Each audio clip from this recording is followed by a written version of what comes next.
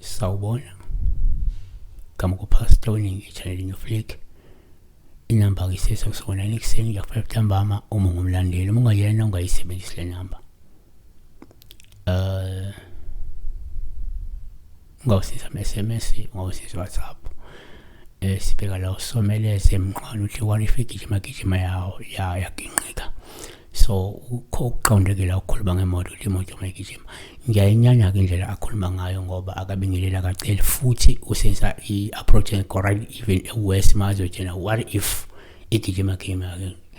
Ngicathi i-approach right bekuzoba ukuthi sawubona, ngicela ukubuza, ngiphuphe imoto igijima yaginqika. Noma-ke ngiphupha imoto iginqika, ngicela ungiphincazela lokho, yabona? It's polite. Angazi abantu bahlulwa yini bebadala ngoba la akekho engikhuluma naye omncane.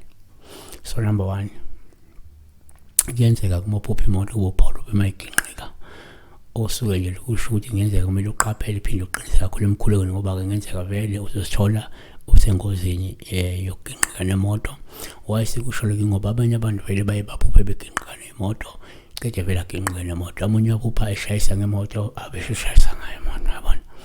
Kodwa-ke number 2, kwesinye isikhathi uphupha ukuthi imoto upholo bemayiginqika.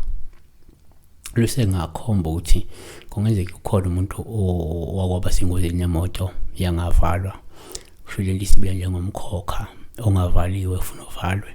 Kakhulu ukuthi into eselihlezi lokhu ibuye.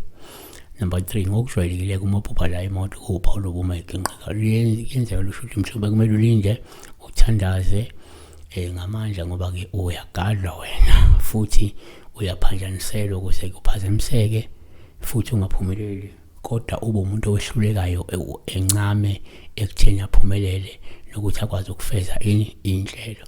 Singebeka kanje thina singathi number 4, uma uphupha imoto upholo bumayiginqika lukhomba lokuphazamiseka kwenhlanhla, ukuphazamiseka kwemiklamo yakho noma ukuphazamiseka kwey'nhlelo zakho, ukuphazamiseka kwempilo yakho kanye nenqubekela phambili. 1 kwabaseThesalonika 2 verse 18. Ngakho-ke besithanda ukuza kinina, mina noPawula ngokwami kanye nakabili, kepha uSathane wasivimbela. Siyabonga kakhulu-ke besibheka lawo moto uma iginqika. Be blessed.